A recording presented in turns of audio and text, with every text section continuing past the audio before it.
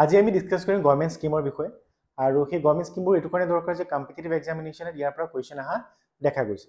তো স্কিম এখন কেনেকৈ পঢ়িব লাগে কেনেকৈ নোটছ বনাম তো সেইটো আমি ইয়াৰ পৰা ডিসকাস কৰিম আজি আমি যেটো ডিসকাস কৰিম সেইটো হৈছে অৰুণোদয় 3.0 যেহেতু নিউজত আছে অৰুণোদয় 3.0 নতুনকৈ তোমাৰ থাৰ্ড ফেজটো লঞ্চ কৰা হৈছে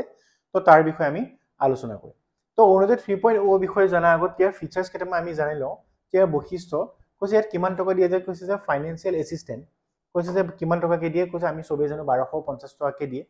হল কেনেকৈ দিয়ে কৈছে ডিবিটি মডত দিয়ে ডাইৰেক্ট বেনিফিট ট্ৰান্সফাৰ এটো কেতিয়া লঞ্চ কৰিছিল 2013 ত ডিবিটি কনসেপ্টটো লোৱা হৈছে ডিবিটি মানে কি হৈছে যে যেটো পইচা চৰকাৰে বেনিফিচিয়াৰি একাউণ্টত ডাইৰেক্টলি দিব পইচাটো কি হয় কোনো ধৰণৰ যেনে মধ্যভোগী হে এইটো যদি হললকি কৰিব নোৱাৰে ডাইৰেক্টলি আধাৰ লিংক যেটো বেংক একাউণ্ট আছে বেনিফিচিয়াৰি তাতে ডাইৰেক্টলি পইচাটো সোমাই যাব তো হেতুকে কয় ডিবিটি কনসেপ্ট কভাৰেজ কিমান কৈছে 3.0 কভাৰেজ আগতকে বাহিলে কৈছে এবাৰ 38 লাখ ওমেনক কি কৈছে ইয়াত স্কিমৰ অন্তৰ্ভুক্ত কৰা হৈছে implemented department of finance government of Assam তাৰপিছত আমি মোড অফ ট্ৰান্সফাৰ গম পালো DBT based direct benefit transfer তাৰপিছত কৈছে যে এলিজিবল এক্সপানশন কৈছে ইনক্লুড উইডোজ কোনে কোনে এটো সুবিধা পাব কৈছে include widows unmarried and divorce women transgender person and families with an annual income less than 2 lakh মহিলা সকলক দিব আৰু কৈছে সেই ফ্যামিলিটো 2 লাখ টকাতকৈ তেওঁলোকে এনুৱেল ইনকাম কম হ'ব লাগিব তেতিয়াহে তেওঁলোকে এইটো সুবিধা পোৱা যাব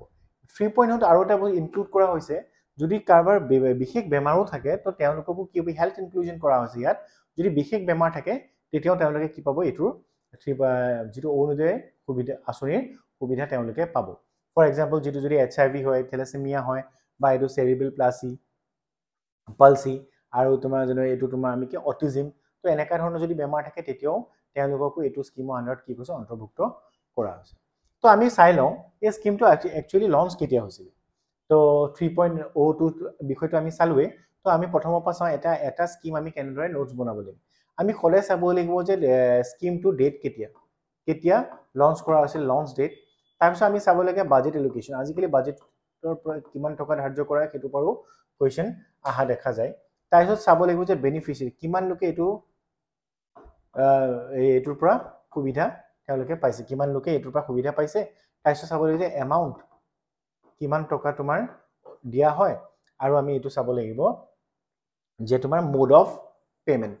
মানে কেনেদৰে চৰকাৰে পইচা দিয়ে তো আমি যদি চাওঁ অৰুণোদয়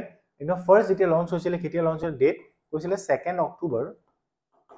2020 লঞ্চ কৰিছিল আৰু তেতিয়া হেতু সময়ত ফাইনেন্স মিনিষ্টাৰ আছিলে ডক্টৰ হিমন্ত বিশ্ব শৰ্মা তেখেতে কৈছিলে যে অসম চৰকাৰে প্ৰত্যেক বছৰে 18টা ফ্লেগশিপ স্কিম লঞ্চ কৰে আৰু এটো কোপা অনুপ্ৰাণিত হৈছিল যে ভাগৱত গীতাৰ যেটো 18টা চেপ্টাৰ আছে অধ্যায় আছে তাৰ পৰা অনুপ্ৰাণিত হয় অসম চৰকাৰে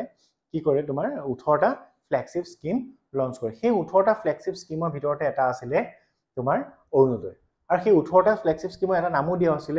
অষ্টাদশ মুকুতাৰ উন্নয়নী মালা তো সেই তেনেকেও এটা নাম দিয়া হৈছিল তো সেই 18টা স্কিমৰ ভিতৰত এটা আছিল আমাৰ অৰুণোদয় আঁচনি বাজেট কিমান দিয়া হৈছিল কৈছে বাজেট আছিল হেতু সময়ত 2625 মানে 2625 কোটি টকাৰ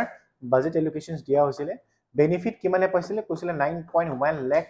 ওমেনক হেতু সময়ত যেনেকৈ 3.0 30 লাখ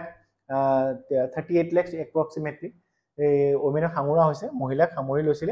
তো এটো হেতু সময়ত কিমান আছে 19 লাখক সামৰি লৈছিল এমাউন্ট কিমান আছে হেতু সময় দিয়া হৈছিল 830 টকাকে দিছিল আৰু মোড অফ পেমেন্ট আমি কলো যে ডিবিটি প্ৰথমৰ পৰা এটো ডিবিটি মোড আছে হল আৰু এটো স্কিমৰ যদি মই অবজেক্টিভ চাওঁ তো কিহৰ কাৰণে এটো স্কিম লঞ্চ কৰা হৈছিল মেইনলি আছিল যে পভাৰ্টি এডুকেশ্যন তাৰপা আছে সোশিও ইকোনমিক ইনক্লুজন আৰু তাৰ ভিতৰত এটা ধৰিব পাৰি মহিলা সবলীকৰণ হেতু আছিল তোমাৰ ওমেন এম্পাৱাৰমেন্ট তো এটো এই গুটে কিটা যদি মই চাওঁ ইয়াৰ ভিতৰতে অৰুণোদয় আঁচনি লঞ্চ কৰাৰ মূল উদ্দেশ্য আছিল এটো কেতিয়াবা এটো আমি কিছুমান এক্সাম্পল দেখা পাইছো 830 টকাটো কি কৈছে ক্লাসিফিকেশন কৰি পেলাই কে দেখুৱাইছিলে তেওঁলোকে যে 830 টকাটো কিহৰ কাৰণে কৈছে মেডিচিনৰ নামত তোমাৰ দিছিলে কিমান 400 টকা দিছিলে হল তাৰপিছত তোমাৰ এটো কি পালসেস দালি কিনিবলৈ তো পালসেস দালি কিনিবলৈ 4 কেজি দালি 50% সাবসিডি দিছিলে চৰকাৰে কৈছিলে কিমান টকা 200 টকা আৰু চেনি কিনিবলৈ 4 কেজি চেনিৰ কাৰণে 50% সাবসিডি দিছিলে হেতু আছিল তোমাৰ 80 rupees আৰু ভেজিটেবল এটো আছিল সুগাৰ আৰু ভেজিটেবলস বা ফ্ৰুটস ফলমূলৰ নামত দিছিলে 150 rupees মই 4 5 6 7 13 830 টকা টোটাল কে টকা দিছিলে 830 কিন্তু তেতিয়া আমি এটা বস্তু লক্ষ্য কৰিছিলো তাৰ কেদিনমান পিছতে কিন্তু কোভিড 19 ৰ সিচুৱেচন আহিলে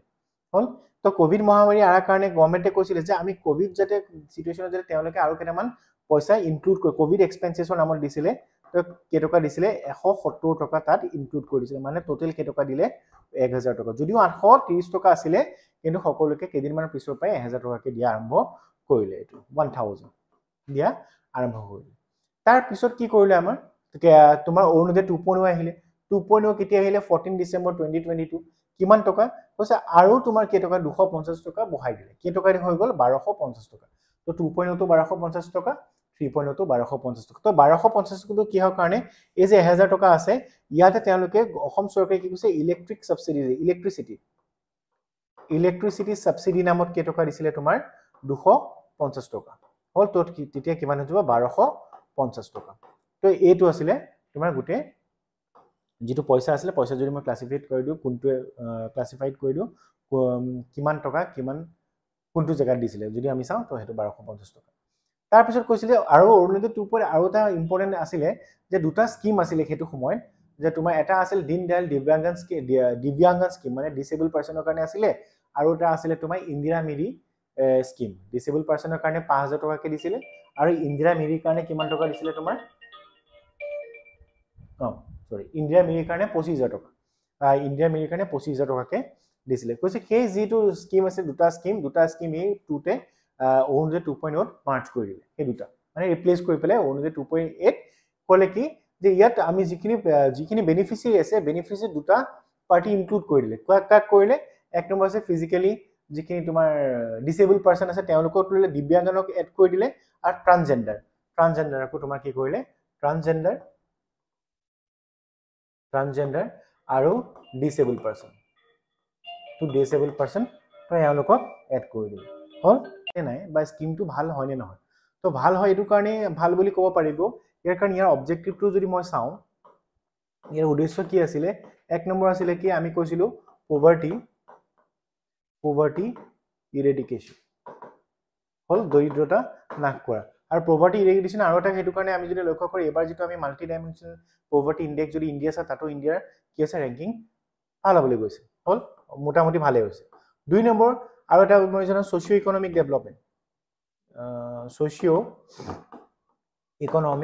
ডেভেলপমেন্ট হোৱা দেখা গৈছে আৰু চাও 3 নম্বৰটো এলাইনমেন্ট অফ